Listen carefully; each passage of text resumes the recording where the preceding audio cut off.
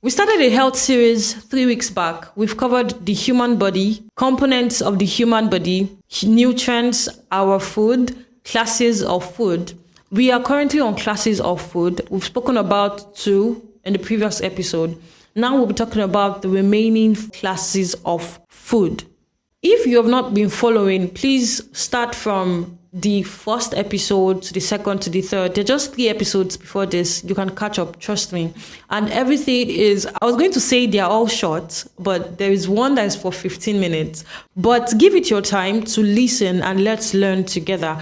Remember, we are learning from my notes that Debbie gave me. Debbie is my friend who has knowledge in all of these things, and I am just here to educate us because I would not be able to do all the teaching from my head because I don't have an idea about what I'm talking about. So we are learning from someone who knows, but we'll not be able to speak to directly because we are on strike. Almost every Nigerian student understands this. So because we're on strike, we'll not be able to have her here with us physically. But we are probably going to find a means of having her live, at least maybe in one episode or the other. So still on the classes of food, fats and oil. Fats and oil are one of the 3 significant food class that we have. The remaining 2 are protein and sugar. Fats can be classified as solid or semi-solid, while oil are just clear liquid, unlike fats. Fats now, the sources of fats can be from plants and from animals, just like our protein can be, and any other class of food that we have can be from plants or animals.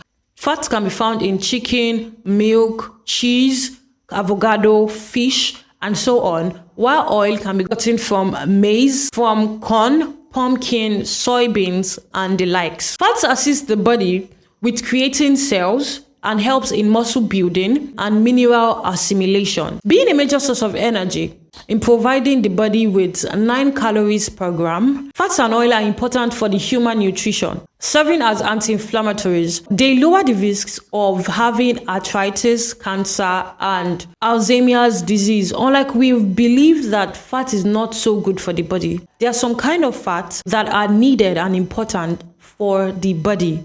Fats can be saturated and unsaturated. Unsaturated fats are omega-3 and omega-6. They provide the body with essential fatty acid that the body cannot generate by itself. In as much as fat is needed for the body, the intake of saturated fat should be reduced to the barest minimum.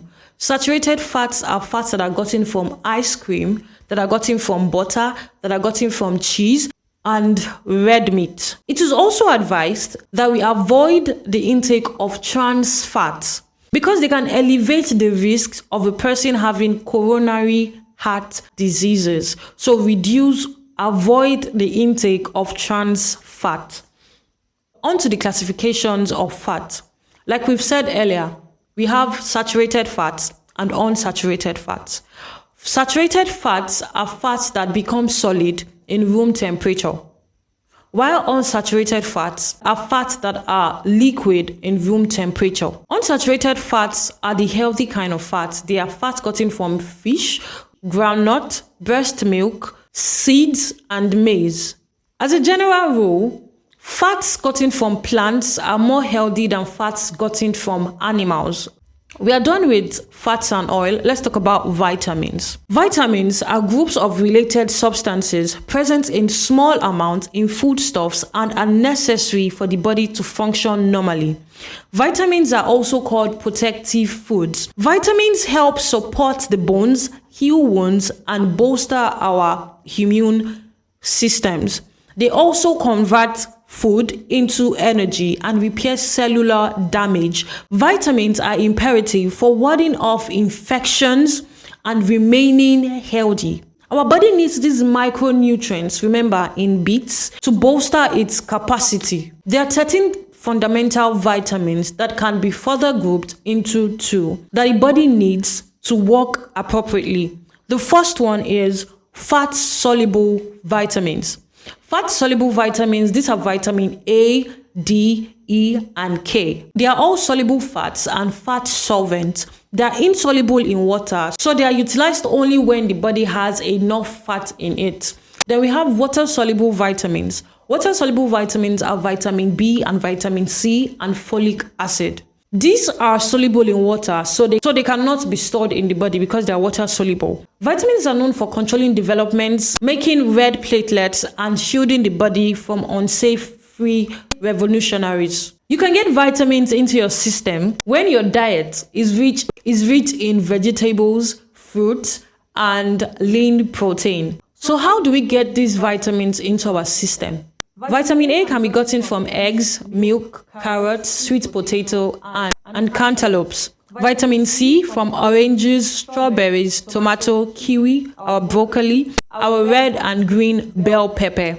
Vitamin E, avocado, nuts, seeds, whole grains, spinach, and other dark leafy greens. Now, let's talk about minerals. Minerals help keeps our brain, muscle, heart, and bones working properly. They're important for making enzymes and hormones. Examples of food rich in minerals are cereals, bread, milk, fish, and nuts, fruits, especially dried fruits and vegetable. Minerals are fundamental for some body functions, including building solid bones and teeth, controlling digestion, and remaining hydrated. The well-known minerals are seen in calcium, iron, and zinc. Iron supports red blood cells and hormone creation, while zinc boosts your immune system and wound healing. We've spoken about minerals, vitamins, fats, and oil. Now let's talk about fiber. Fiber is a special type of carbohydrates that helps promote good digestive health. Food rich in fiber are vegetables like cabbage, carrots, fruits like banana and avocado, peas and beans, whole grain cereals like wheat flour, and refined maize. And finally, we have water. Water regulates our body temperature, moistens the tissues in our eyes, nose, and mouth. It protects our organs and tissues and carries nutrients and oxygen to the cells. You can go 8 to 21 days without food, but you cannot go 4 days without water and function properly. It's not possible. So an adult needs 2 to 3 liters of water every day because your body weight is made up of 60% of water. The whole of your weight is made up of 60% of water. Water serves as a protector and an ointment.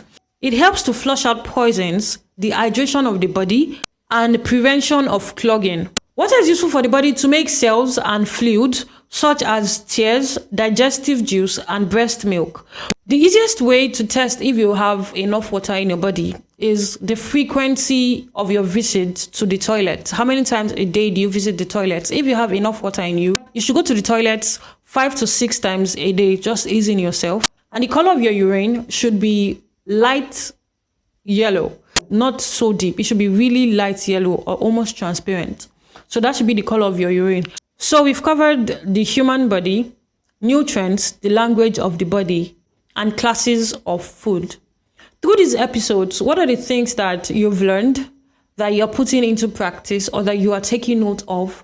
All of these episodes are not being released just so we could come here and burn our data. They are released so that you and I could live a healthy life. Do not just spend time listening, but spend time also learning and doing, putting into practice the things that you learn so that you can live a long, healthy life. Have a great week. Bye-bye.